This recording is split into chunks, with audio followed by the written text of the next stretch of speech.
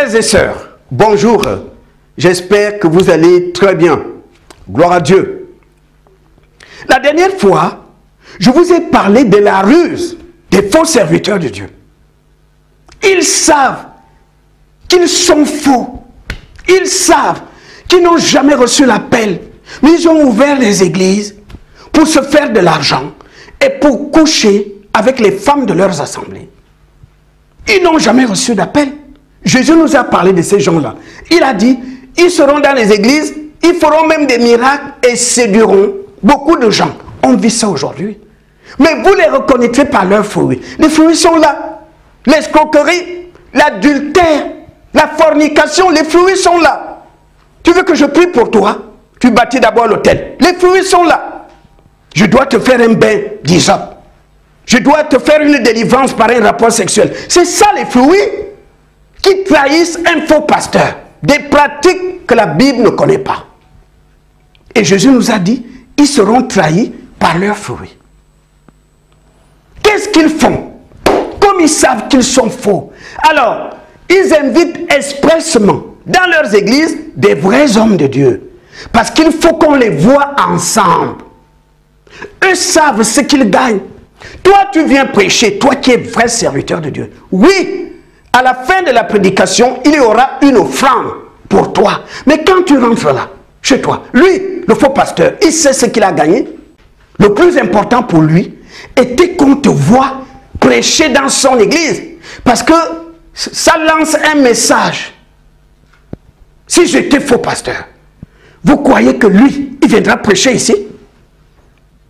Si j'étais escroc, si j'avais des gris-gris, si je n'ai jamais reçu d'appel, ce que les gens disent de moi de gauche à droite, vous croyez que Talingano, qui est vrai homme de Dieu, allait venir prêcher dans l'église d'un faux pasteur?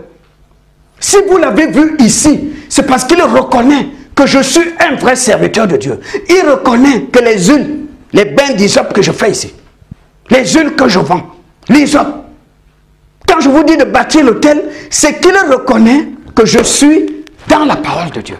Sinon, il n'allait jamais venir ici. Le jour qu'il dira à une femme, il y a des mauvais esprits en toi. Ils sont entrés en toi par un rapport sexuel. Samedi, tu viens au bureau, je vais prier pour toi. Quand samedi arrive, ils sont à deux au bureau. Déshabille-toi. En fait, les esprits qui pourrissent ta vie sont entrés en toi par un rapport sexuel. Tu avais couché avec une mauvaise personne. C'est pourquoi on vous dit de faire attention. Déshabille-toi. Enlève la culotte. C'est comment? Tu crois que je suis un faux serviteur de Dieu? Mais je le fais pour ton bien. C'est pas que j'ai envie de coucher avec toi. Moi, je suis un vrai homme de Dieu. Tu crois que si j'étais un faux, Talingano allait prêcher dans mon église? N'est-ce pas, tu l'as vu? Oui, papa. Alors, si Talingano est venu prêcher dans mon église, c'est parce qu'il reconnaît que je suis un vrai serviteur de Dieu. Enlève la culotte, déshabille-toi. Tu t'allonges ici. Je te fais la délivrance. Je vous parle de ça pourquoi? Il y a une femme ici. Elle habite dans le 77. Ici en région parisienne. Elle m'appelle un jour. Le pasteur, c'est un Congolais de la RDC. Elle avait vu mon numéro sur YouTube. Elle me dit, papa, bonjour.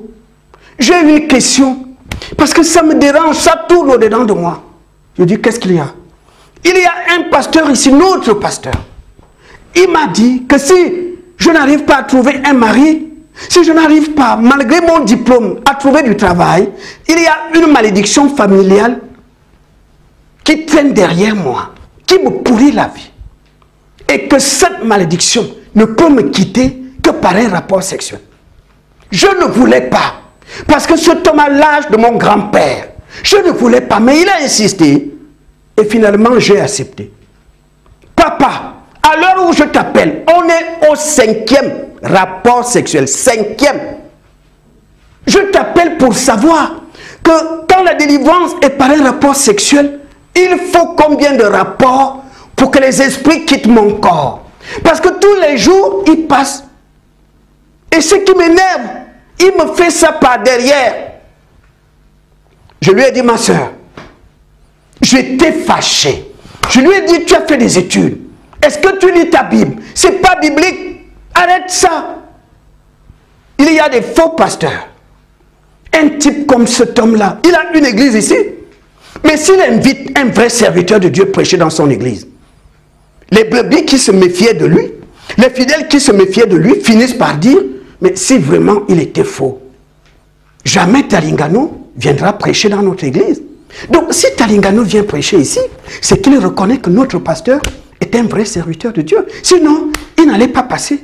Donc c'est la ruse. Les faux serviteurs de Dieu invitent expressement des vrais hommes de Dieu prêcher dans leurs assemblées pour gagner en crédibilité. Il va utiliser ça.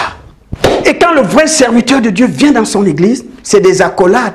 On prend des photos, on les filme ensemble. Ça l'arrange, lui. Même si le vrai serviteur de Dieu, après la prédication, on fait quoi?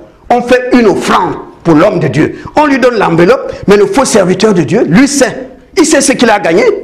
Il va utiliser cette image. Il va attaquer les brebis avec ça. Si j'étais faux, vous croyez que Talingano peut venir prêcher ici?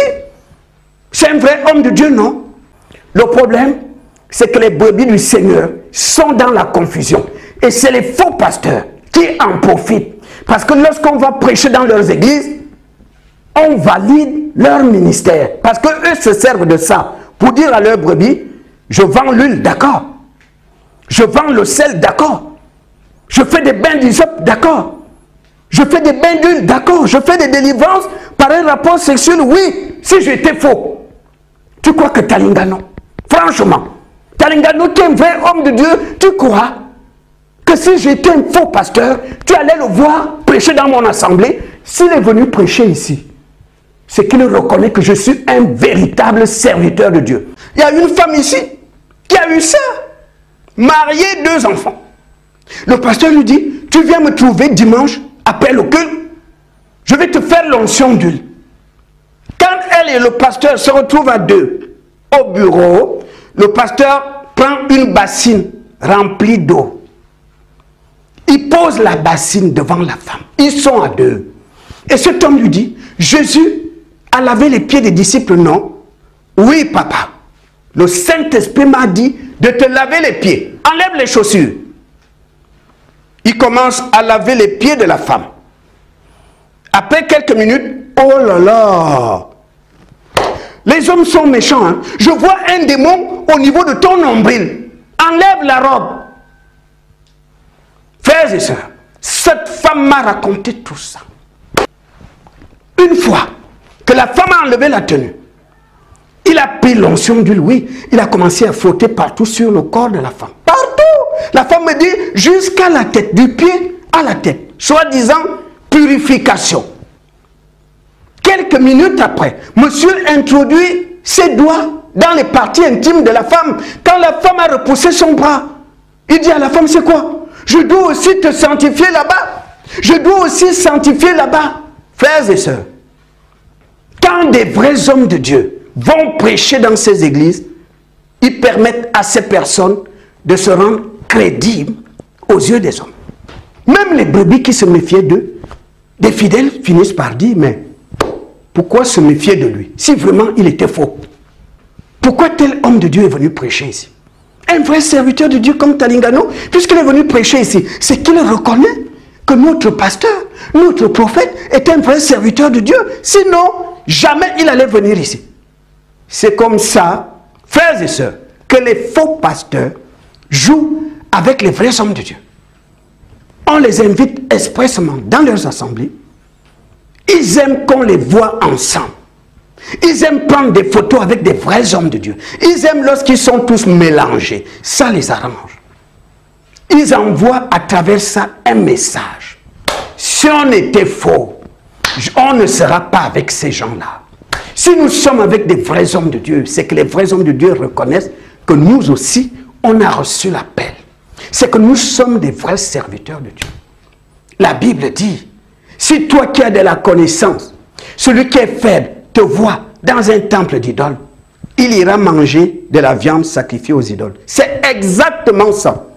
Si toi qui as de la connaissance, tu es un vrai serviteur de Dieu, les brebis du Seigneur te voient prêcher, dans l'église d'un faux prophète. Ils iront manger de la viande sacrifiée aux idoles, c'est-à-dire des bains d'hysope. Ils vont acheter l'huile, ils vont bâtir les autels, ils vont faire ces choses. Ils vont donner des offrandes pour une délivrance.